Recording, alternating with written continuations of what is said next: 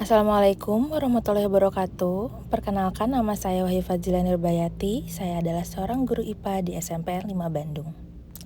Dalam video ini akan ada dua pembelajaran yang dilakukan, yaitu pada topik perubahan iklim dan juga klasifikasi makhluk hidup.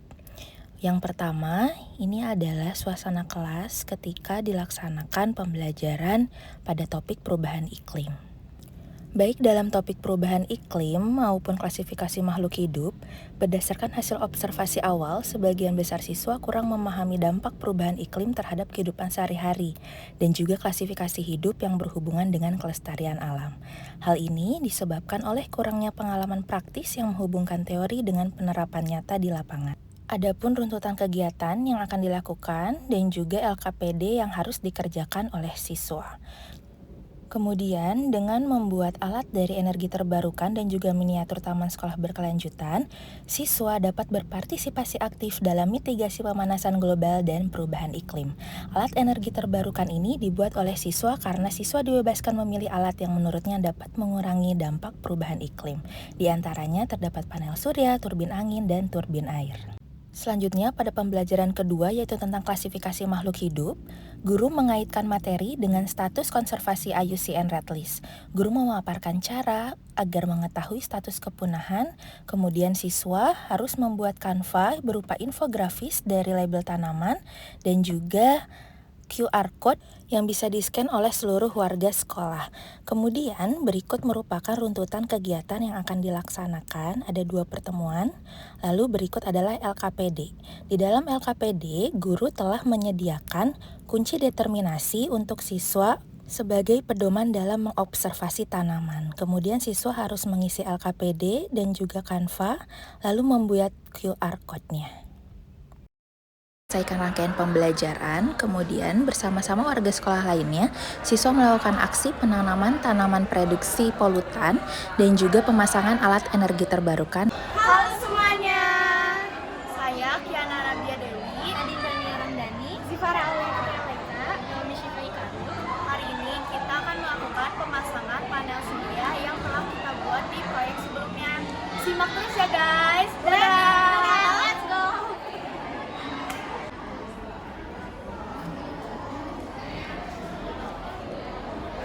Panel surya ini memanfaatkan sinar energi matahari sehingga saat pemasangannya seperti ini.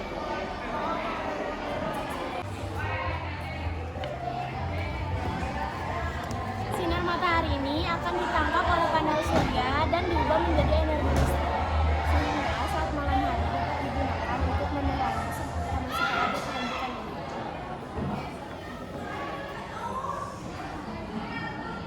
Lihat deh, masa gini banget? Iya. Mau banget ngecas di mana dong? Ngecas di situ aja. Yuk.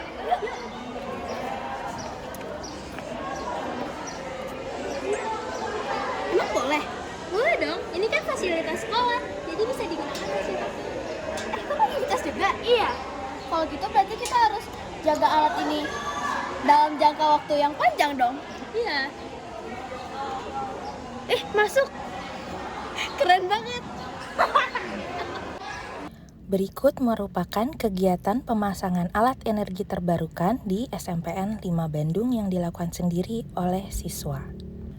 Pembelajaran ini mengaitkan konsep-konsep esensial dengan ISD, yaitu Taman Sekolah Berkelanjutan dan penerapan gaya hidup berkelanjutan, di mana integrasi dari aspek lingkungan, sosial, dan ekonomi dalam ISD ini menciptakan lingkungan belajar yang holistik, mengajarkan siswa tentang pentingnya keberlanjutan dalam aspek lingkungan, ekonomi, dan juga sosial.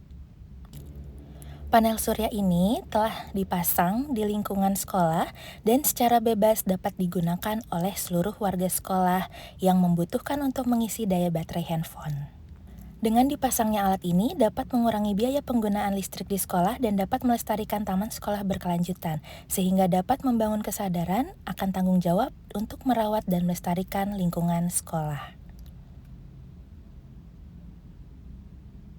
Pembelajaran ini juga tidak luput dari peran serta seluruh warga sekolah lainnya dan juga peran orang tua sebagai sumber belajar yang banyak memberikan pengetahuan dan juga memberikan dukungan selama pembelajaran ini berlangsung.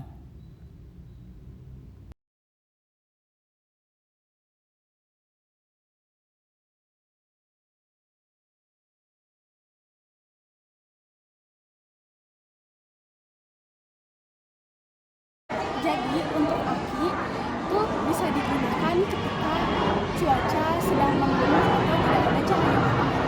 Sementara jika cuaca sedang bagus dan mataharinya sedang terik, kita bisa mengisi daya langsung dari panel suryanya seperti ini.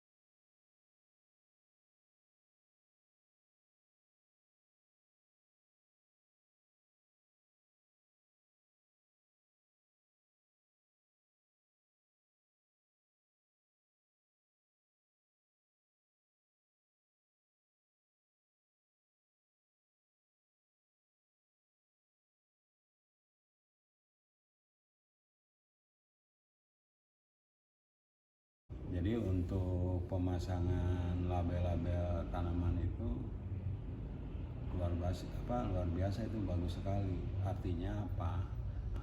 Kalau ada label-label tanaman itu, anak itu selain belajar di kelas itu, di lapangan pun laboratorium luar itu anak menjadi tahu ini jenis tanaman apa, kemudian kelompoknya dari apa, nama latinnya apa, sehingga anak-anak itu dengan sendirinya belajar mandiri bisa mengetahui dari nama-nama tanaman itu sendiri kan.